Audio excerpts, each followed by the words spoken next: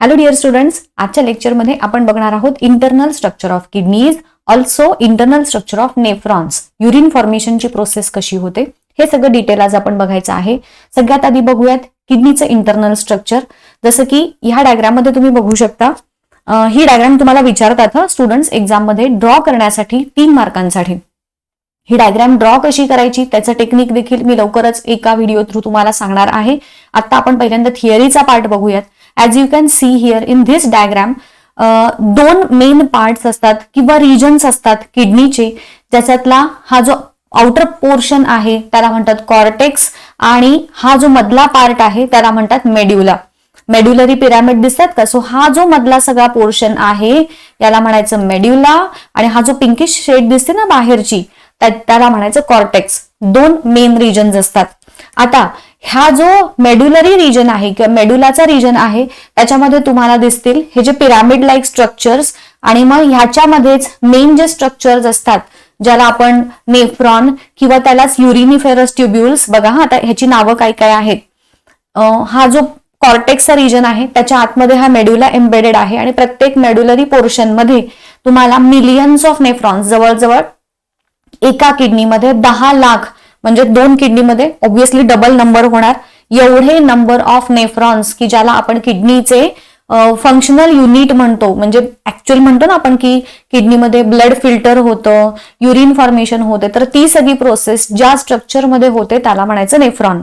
ह्या नेफ्रॉनचंच अजून एक नाव आहे युरिनिफेरस ट्युब्यूल, त्याला किडनी ट्युब्यूल असंही म्हणतात, रेनल ट्युब्यूल असंही म्हणतात. रेनल हा वर्ड किडनी ह्या वर्डचा एक काय म्हणत सायंटिफिक असा वर्ड आहे की ज्याच्या थ्रू काय होतं, पूर्ण युरिन फॉर्मेशनची प्रोसेस होते ह्या नेफ्रॉन्स मध्ये. आता हे नेफ्रॉनचं स्ट्रक्चर कसं आहे किंवा नेफ्रॉन कुठं असतो, कसा असतो हे दाखवणारी ही डिटेल डायग्राम आहे. जसं मी तुम्हाला सांगितलं, हा पिरामिड लाईक पोर्शन आहे. त्या पिरामिड लाईक पोर्शन मध्ये मिलियन्स ऑफ नेफ्रॉन्स जे दिसते तुम्हाला या साईडला, दिस डायग्राम इज ऑफ नेफ्रॉन. तुम्हाला एलएस ऑफ किडनी विचारली जाते, स्ट्रक्चर ऑफ नेफ्रॉनची सुद्धा डायग्राम विचारली जाते. नेफ्रॉनचा 2 मेन पार्ट्स असतात. एक म्हणजे कपलाइक पार्ट की ज्याला बाउमन्स कॅप्सूल असं म्हटलंय. बाउमन्स नावाच्या सायंटिस्टनी ह्याचा शोध लावला, so it is called as Bowman's capsule. आणि त्या बाउमन्स कॅप्सूलमध्ये ज्या ब्लड कॅपिलरीजचं नेटवर्क असतं त्याला म्हणायचं glomerulus. So students, this is the structure of Bowman's capsule. आणि ह्या बाउमन्स कॅप्सूल मध्ये आतल्या बाजूला जे ब्लड कॅपिलरीजचं नेटवर्क आहे त्याला म्हणायचं ग्लोमेरुलस. ठीक आहे. आता बघा, मी जसं की कालच्या लेक्चरमध्ये तुम्हाला सांगितलं, रेनल आर्टरी कडून जे ऑक्सिजनेटेड ब्लड आहे ते फिल्ट्रेशनसाठी येतं टुवर्ड्स द किडनी. जसं की बघा इथे तुम्हाला अनफिल्टर्ड ब्लड आलंय या बाजूला. आता ते अनफिल्टर्ड ब्लड आल्यानंतर सगळ्यात आधी, जसं की तुम्हाला माहिती आहे, आर्टरीच्याच मेन त्याच्या ज्याच ब्रँचेस असतात त्यांच्याच कॅपिलरीज म्हणतो ज्याला आपण. समजा ही आर्टरी आहे आणि ही छोटी छोटी बोटं म्हणजे त्याच्या कॅपिलरीज, त्याच्या ब्रँचेस आहेत असं इमॅजिन करा. ह्या कॅपिलरीजचं काम काय असतं, तर सगळ्यात छोट्यातल्या छोट्या टिश्यू लेवल पर्यंत ब्लड पोहोचवण्याचं काम ह्या कॅपिलरीजचं असतं. जाड जाड असत्या तर मग तिथपर्यंत त्या पोचल्या नसत्या ना टिश्यू किंवा सेल पर्यंत. सो इन ऑर्डर टू काय म्हणत deliver blood at tissue level, cell level, ह्या नेफ्रॉन ह्या ज्या कॅपिलरीज आहेत त्यांचं काम महत्वाचं आहे. आता ह्या रेनल आर्टरीच्या ज्या सब ब्रँचेस आहेत त्यांच्या थ्रू हे ब्लड जे फिल्ट्रेशनसाठी आहे ह्या बाउमन्स कॅप्सूलमध्ये आलं. नाउ स्टुडंट्स, ह्या बाउमन्स कॅप्सूलची जी वॉल आहे ही असते सिलेक्टिव्हली परमिएबल. सिलेक्टिव्हली परमिएबल हा वर्ड आपल्याला ह्याच्या आधी कुठं गेलाय आठवतोय का बघा? सिलेक्टिव्हली परमिएबल किंवा त्याला सेमी परमिएबल असं पण म्हटलंय आपण. मग सिलेक्टिव्हली परमिएबल प्लाझ्मा मेम्ब्रेनच्या मध्ये आपण हा वर्ड ऐकला होता, बरोबर? ह्यालाच आपण सेमी परमिएबल असं देखील म्हणू शकतो. सो ह्याचं मेन काम काय असतं, जे मेम्ब्रेन्स सिलेक्टिव्हली परमिएबल असतात त्यांच्या थ्रू सिलेक्टिव्ह सबस्टन्सेस त्याच्यातून आत आणि बाहेर करू शकतात. सगळ्या मटेरियल्सना त्यांच्यामध्ये एंट्री नसते. मग आता हे जी बाउमन्स कॅप्सूलची वॉल आहे, जसं की ह्या डायग्राम मध्ये तुम्हाला दिसतं इथं, ही कशी आहे, सिलेक्टिव्हली परमिएबल आहे. ड्यू टू धिस नेचर ह्याच्यामधून कोणते कोणते सबस्टन्सेस मग फिल्टर होऊन येतात. जसं चहाचं गाळणं आपलं काम करतं, फक्त लिक्विड पार्ट खाली जातो, सॉलिड पार्ट वरती राहतो, तसं गाळण्यासारखं काम या ग्लोमेरुलसची वॉल करते, बाउमन्स कॅप्सूलची वॉल करते. त्याच्यातून जे फिल्टर होऊन खाली, जे फिल्ट्रेट ज्याला म्हणतो, फिल्टर होऊन खाली आलेला पार्ट त्याला म्हणायचं फिल्ट्रेट. हे फिल्ट्रेट काय असतं तर वॉटर, मॅक्सिमम कंटेंट असतो त्याचा वॉटरचा. नायट्रोजनस वेस्ट असतात त्याच्यामध्ये. फिल्ट्रेटमध्ये काय काय असतं, मॅक्सिमम पोर्शन वॉटरचा, त्यानंतर नायट्रोजनस वेस्ट असतात,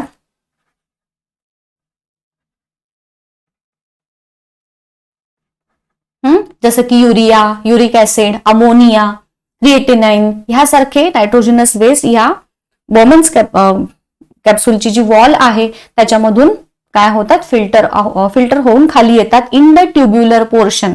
हा जो खालचा इथं दिसतोय तुम्हाला, हा सगळा ट्युब्युलर पोर्शन आहे ह्या नेफ्रॉनचा.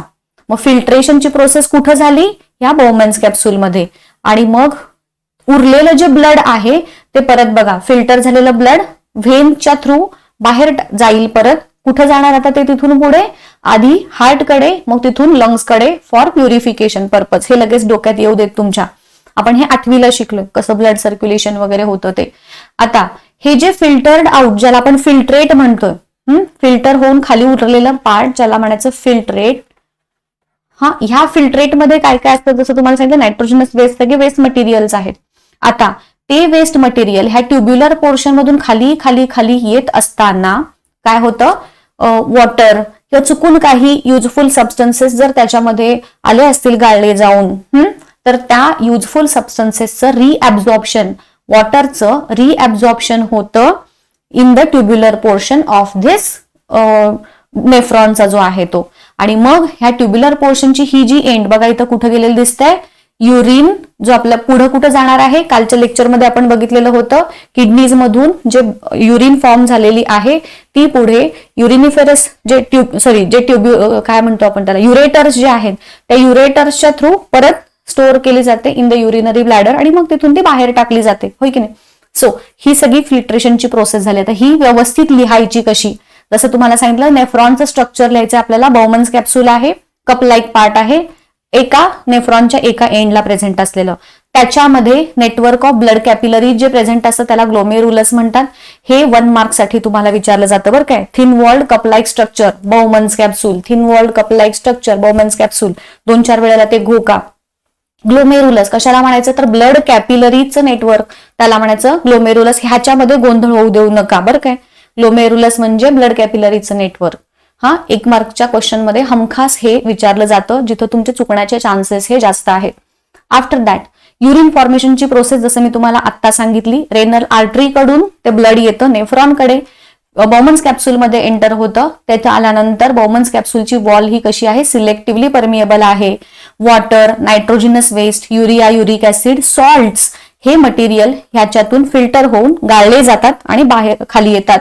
आता ते जे गाळले गेलेले पदार्थ आहेत त्याला म्हणायचं फिल्ट्रेट. मग तिथून कुठं जातं ते ट्युब्युलर पार्ट ऑफ नेफ्रॉनकडे जातं. नेफ्रॉनच्या ट्युब्युलर पार्ट मधून मुवमेंट होत असताना useful materials like water, glucose, sodium म्हणजे सॉल्ट आहेत, हे सगळ्यांचं रिॲब्झॉर्प्शन होतं जर गरज असेल तर. ऑर एल्स त्या बाकीच्या सगळी जी आहे ती युरिन म्हणून बाहेर आपल्या बॉडीच्या टाकली जाते. आपल्या बॉडीमध्ये बघा हे 1 मार्कचे क्वेश्चन्स. आता इथं काय काय येतात बघा. 5 लिटर ब्लड, टोटल किती ब्लड असतं, अप्रॉक्सिमेटली 5 लिटर ब्लड आपल्या बॉडीमध्ये प्रेझेंट असतं. त्या ब्लड पैकी ते जे ब्लड आहे ते ऑलमोस्ट किडनीज मधून 400 वेळा फिल्टर केलं जातं. म्हणजे जसं मी तुम्हाला लास्ट लेक्चरमध्ये सांगितलं होतं, ही फिल्ट्रेशनची प्रोसेस कंटिन्युअसली चालू असते बॉडीमध्ये. तुम्ही झोपेत असताना देखील ही फिल्ट्रेशनची प्रोसेस चालू असते. आणि मग ते फिल्टर झालेली युरिन हळूहळू हळूहळू ते मस्क्युलर बॅग लाईक स्ट्रक्चर ज्याला आपण काय म्हणतो युरिनरी ब्लॅडर, त्याच्यामध्ये ती साठवली जाते. एकदा का ते बॅग लाईक स्ट्रक्चर ब्लॅडर फुल झाला की मग आपल्याला नाही का युरिनेशनचे सेन्सेशन होतं आणि मग आपण ती आपल्या बॉडीच्या बाहेर रिमूव्ह करतो. असं ऑलमोस्ट आपल्या बॉडीमध्ये म्हणजे किडनीजमध्ये 190 लिटर म्हणजे 5 लिटर हे जवळजवळ 400 वेळेस अप्रॉक्सिमेटली म्हटलंय आपण. सो अप्रॉक्सिमेटली 190 लिटर हे ब्लड आपल्या किडनीज मधून रोज फिल्टर केलं जातं. आणि त्या फिल्टर झालेल्या ब्लड पासून ऑलमोस्ट 1 to 1.9 म्हणजे साधारण 1 ते 2 लिटर एवढी युरिन डेली आपल्या बॉडीमध्ये फॉर्म होते. स्टुडंट्स, कधी कधी आपल्या बॉडीमध्ये फॉर्म होणारी जी युरिन आहे ती कधी जास्त असते, जसं की थंडीच्या दिवसात जास्त युरिन फॉर्म होते, उन्हाळ्याच्या दिवसात कमी युरिन फॉर्म होते. त्याच्या मागचं रिझन काय आहे? तर ह्यासारखे जे क्वेश्चन्स आहेत ते आपण नेक्स्ट लेक्चरमध्ये मी खास त्याच्यावरती एक डिटेल एक्सप्लेन करणारं लेक्चर मी घेणार आहे त्याच्यावर, सो दॅट तुम्हाला ह्या पार्टचं व्यवस्थित नॉलेज होईल. होपफुली तुम्हाला हे व्यवस्थित प्रश्नांचे आन्सर्स कळाले असतील. ह्या डायग्राम्स ड्रॉ करायच्या आहेत, एक्झाममध्ये तुम्हाला विचारलं जातं. फिल्ट्रेशनची प्रोसेस काय काय लिहायचं आहे तुम्हाला, structure of kidney, structure of nephron मध्ये, तर हे सगळं पॉइंट वाईज तुम्हाला इथं दिलंय. ह्याचे पीडीएफ मी मुद्दामून देत नाही, बिकॉज हे थांबत थांबत व्हिडिओ तुम्ही लिहून घ्या. लिहून घ्यायची जेवढी चांगली सवय तुम्हाला लागेल, एकदा हाताखालून गेलं की तो पार्ट अजून आपल्या डोक्यामध्ये चांगल्या पद्धतीने लक्षात राहतो.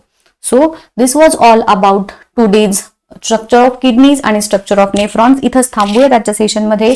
नेक्स्ट लेक्चरमध्ये जसं मी तुम्हाला सांगितलंय युरिन फॉर्मेशन वरती अजून थोडीशी माहिती, आणि मग आपण जे एक्स्ट्रा म्हणजे किडनीज आपल्या खराब झाल्यानंतर ते काय होतं, ती प्रोसिजर काय असते, मग आपण डायलिसिस करतो ते काय असतं, ही सगळी इन्फॉर्मेशन आपण नेक्स्ट सेशनमध्ये बघूया. Till then good bye, thank you.